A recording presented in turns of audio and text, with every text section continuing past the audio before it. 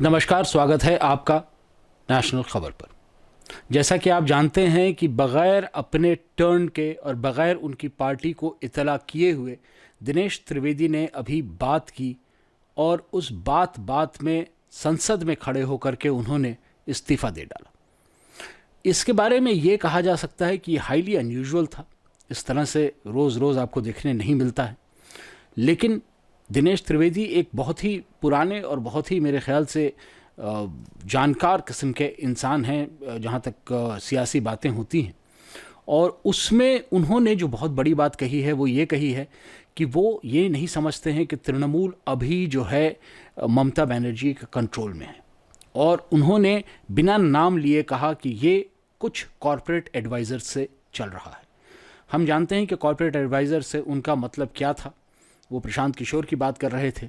और जहाँ तक सवाल उठता है बंगाल में होने वाले इस वक्त के इलेक्शन का, इंतखाबात का, ये एक बात जानने लायक है कि वहाँ पर जो एक रणनीति बन रही है उस रणनीति में कहीं ना कहीं बहुत बड़ा हाथ है प्रशांत किशोर का।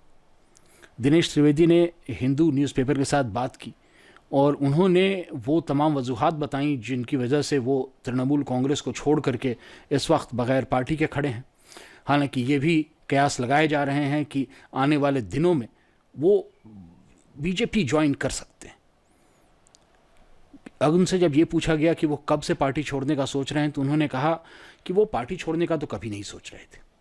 उन्होंने अपनी पार्टी के जो अन्य लीडरान थे उनसे बातचीत भी की और कई बार मैसेज पहुंचाने के बावजूद जो है वो मैसेज किसी तरह से जो है न रिसीव किया जा रहा था, न रेसिप्रोकेट किया जा रहा था, न उसे लिया जा रहा था मैसेज को, न उस मैसेज का कोई जवाब दिया जा रहा था, और कोई ऐसा प्लेटफॉर्म भी नहीं बच गया था जहां से कि वो बात कर पाते। तो उन्होंने आखिरकार थक हार करके तृणमूल कांग्रेस से इस्तीफ़ा दे डाला है। क्या उनके इलेक्शन में किसी दूसरी पार्टी के लिए कैंपेन करने से कोई फ़र्क पड़ेगा? शायद पड़ेगा, क्योंकि अपने इलाके में तो कम से कम उनका अच्छा रसूख है, अपनी अच्छी जो है उनकी पकड़ है वहाँ के वोट्स के ऊपर। लेकिन ममता बनर्जी अपने आप में मोदी ही की तरह है। वो एक one man army, one women army है। वो अपने आप में अपने नाम पर वोट खींच करके ले आ सकती हैं। वो अपने नाम पर 8-10 सीटों को आगे पीछे कर सकती हैं।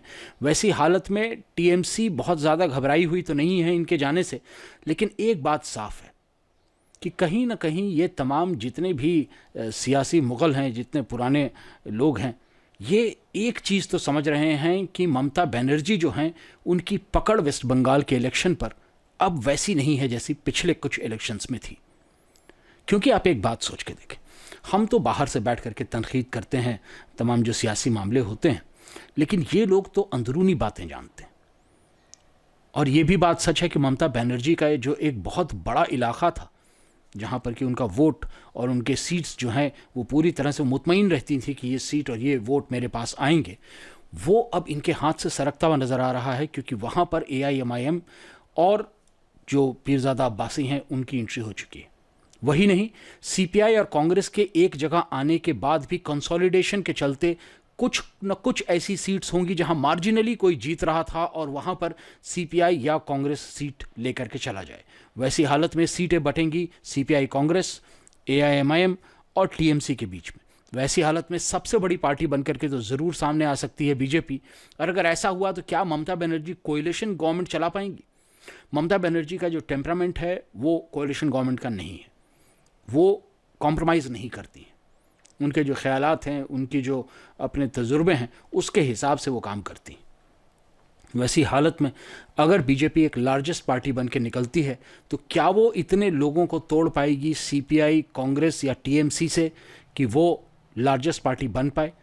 ज़रूर, क्योंकि TMC में जो माहौल दिखाई दे रहा है, ऐसा लग रहा है कि इलेक्शन के रिजल्ट्स आने के बाद भी दोबारा ये पार्टी टूट सकती है।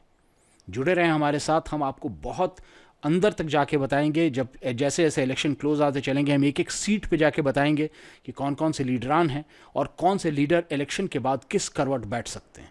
हमारी बहुत पैनी नज़र है इस वक्त इंतखाबात पे वेस्ट बंगाल में, और हम चाहते हैं कि आप जो हैं हमारे चैनल को सब्सक्राइब करके देखें कि किस तरह से हिंदुस्तान का एक बहुत बड़ा राज्य इलेक्शन के लिए जा रहा है। हम यहाँ पर बेखौफ बोलते हैं। हमारे पास न कोई पैसे देने वाला है, न कोई पैसे लेने वाला है। सिवाय इसके कि अगर आप हमारे एड्स देखते हैं तो हमें थोड़े पैसे ज़रूर मिलते हैं। तो आप शेयर करें इस वीडियो को अपने दोस्तों के साथ, और चैनल अगर सब्सक्राइब कर लें, चैनल को भी शेयर कर दें तो बड़ी कृपा होगी आपकी। धन्यवाद।